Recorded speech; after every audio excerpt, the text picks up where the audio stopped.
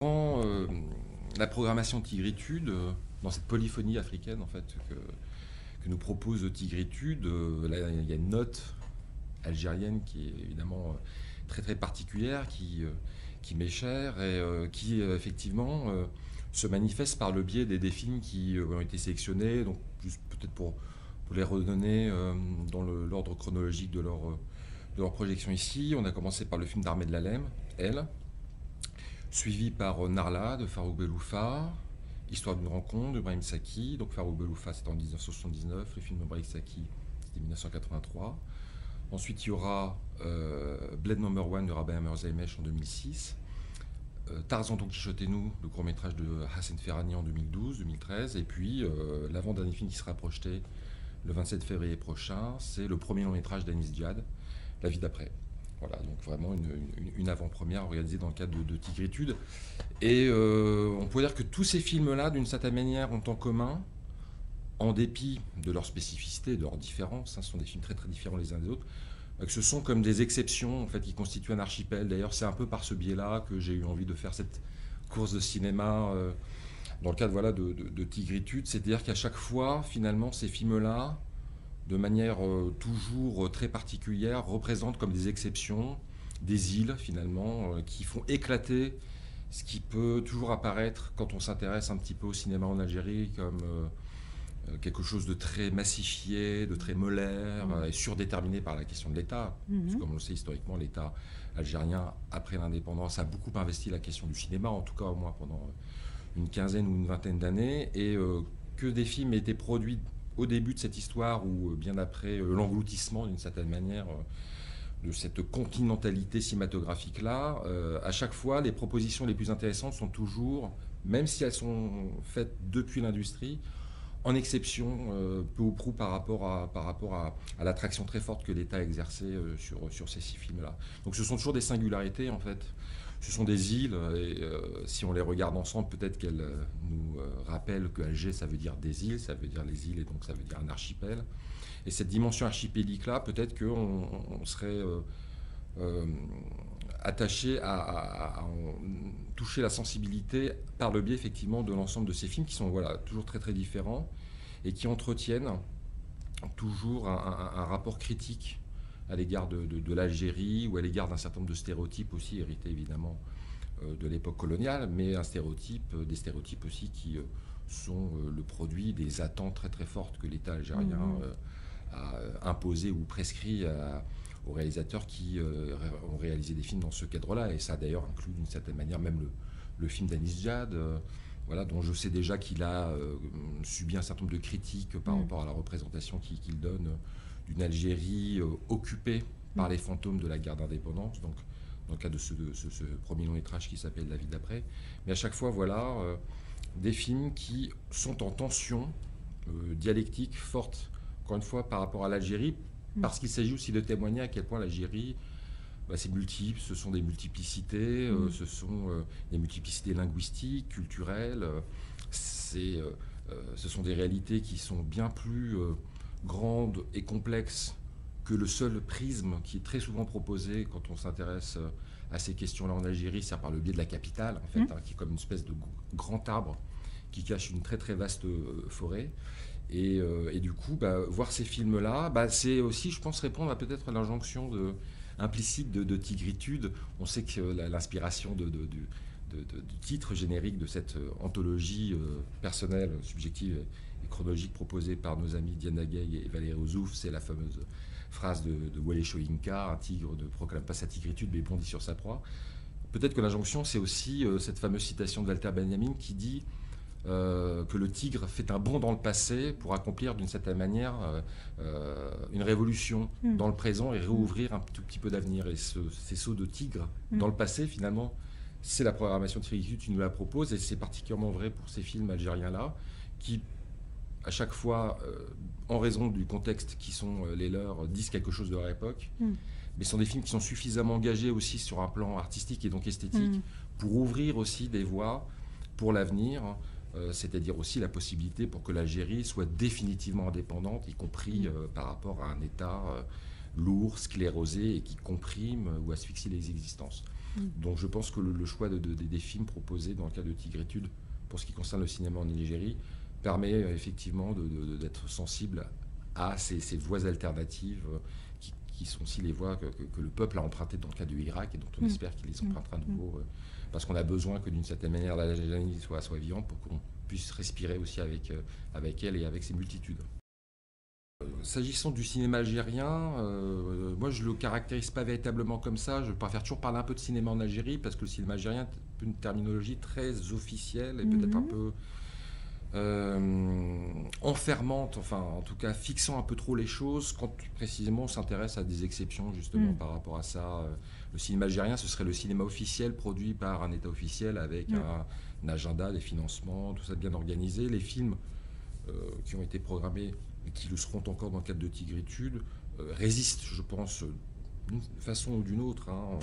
Même le film d'Armen Lalem, d'une certaine manière, essaie de faire entendre des singularités et pas simplement de répondre à des injonctions idéologiques. Donc, et il s'agit, et là le terme est bien choisi dans votre question, c'est la question de l'affranchissement. La question de l'affranchissement, après tout, renvoie à la condition des esclaves. Qui, pour s'affranchir, n'ont pas attendu que le maître décrète leur émancipation, mais sont partis à la conquête par leurs propres moyens, avec leurs propres armes de cet affranchissement même. Et je pense que c'est le cas des cinéastes algériens qui travaillent en construisant le chemin de leur propre émancipation et de leur propre affranchissement, parce que les tutelles, les pouvoirs sont multiples. Avant l'Algérie de l'indépendance, c'était l'État colonial français, dans le cadre d'une construction culturelle qu'on a qualifiée d'algérianiste, dont on comprend qu'elle vaut pour l'Algérie ce que l'orientalisme décrit par Edward Said représentait, je dirais, pour le reste du monde entre guillemets oriental. Ensuite, avec l'État de l'Algérie indépendante, effectivement, il y avait un cahier des charges très très fort, avec lequel ou contre lequel se sont battus un certain nombre de réalisateurs, jusqu'à, puisque le film a été montré, qu'il s'agit d'un film magnifique, le film de Brahim Saki, Histoire d'une rencontre, qui est un film officiel produit par l'UNSIC, qui était vraiment l'organisme d'État pour la production des films en Algérie, et pourtant c'est un film d'une singularité absolue, qui sent en plus le grisou, qui sent l'avenir, qui par le biais de son enfant sourd et muet, son garçon sourd et muet, arrive à faire entendre le cri d'une génération asphyxiée par l'aphasie des pères, très paradoxalement, et ce cri-là donne peut-être à sentir un peu de ce qui commence à brûler dans la société, qui allait s'embraser lors des révoltes d'octobre 1988. Cet affranchissement-là, effectivement, ne cesse pas d'être à nouveau affronté par toutes les générations qui se sont succédées, parce que d'autres pouvoirs se sont succédés également, pouvoir du marché,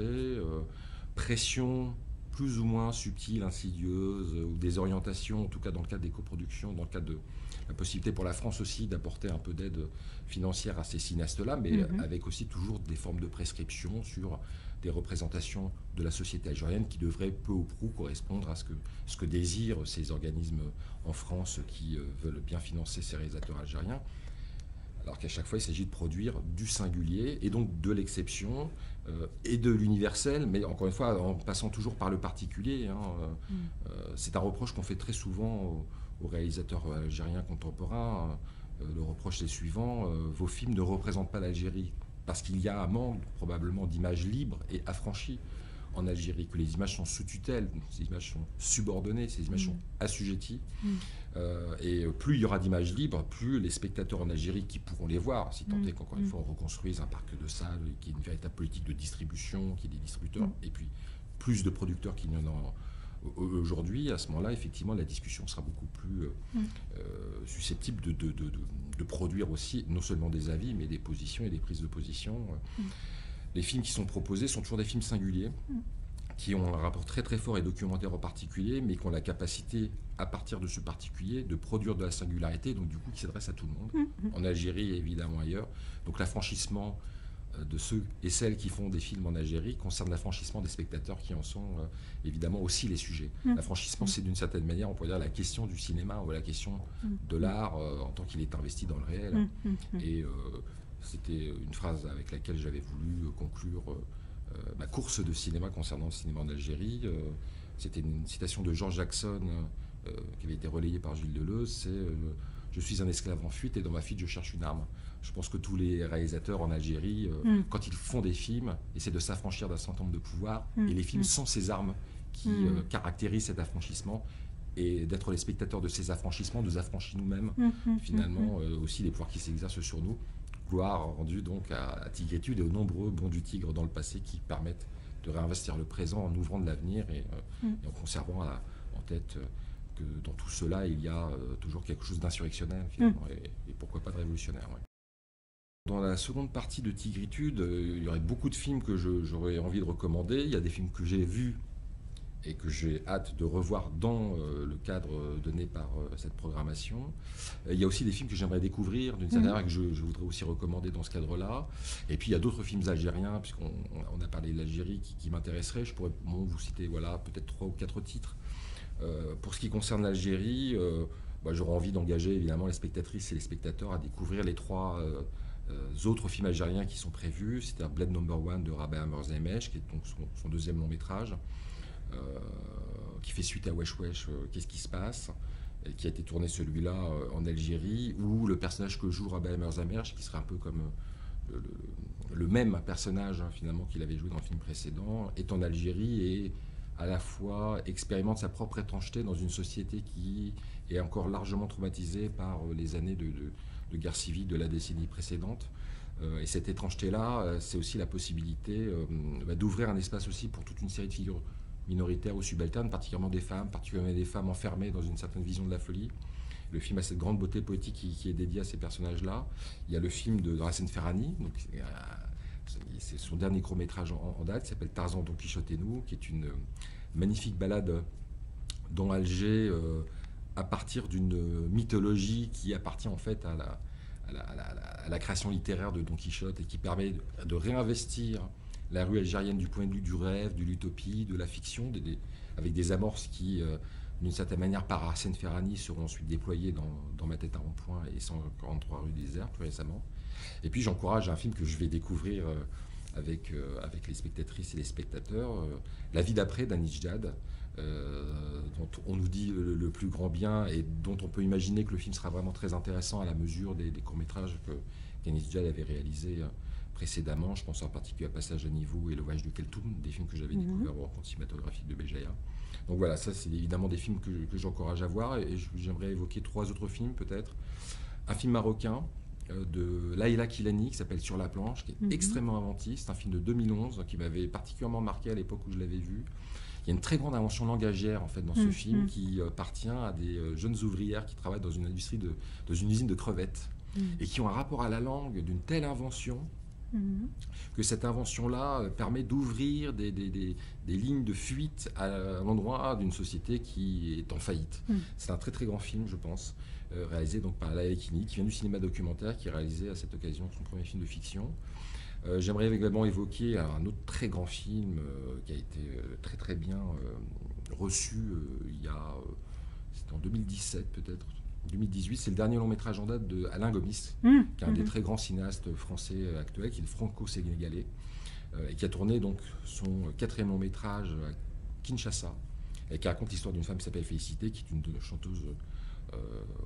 travaillant dans un bar de Kinshasa et qui, à la suite d'un accident dont son fils a été victime, essaie de trouver un peu d'argent pour lui payer l'opération nécessaire. C'est un film de lutte qui ensuite, une fois que le moment de la lutte s'achève, devient un film de très grand désœuvrement, mais qui libère comme une jungle à l'intérieur de cette femme, qui est une femme comme un roc, comme une voiture blindée, et qui se laisse envahir par une jungle qui permet aussi à cette femme de renouer avec une forme de sensibilité quasi enfantine avec un homme qui vient la voir pour lui réparer très symboliquement son frigo qui est tombé en panne. C'est vraiment un film d'une très grande force cinématographique que j'encourage vraiment à voir ou revoir si il avait déjà été vu par le public de Tigritude. Et puis j'aimerais finir par un film dont j'ai hâte de le découvrir, c'est le film de William Kendridge, un cinéaste d'Afrique du Sud, qui s'appelle 11 Drawings for Projection, 11 dessins pour une projection. En fait, c'est une anthologie de courts-métrages d'animation qu'il a réalisé pendant les 30 dernières années, donc, et qui couvre toute la période de la fin de l'apartheid jusqu'à l'époque contemporaine. Dans le cadre de l'animation, c'est vraiment une très très grande hâte pour moi de découvrir ce film. Voilà. Eh bien, merci beaucoup.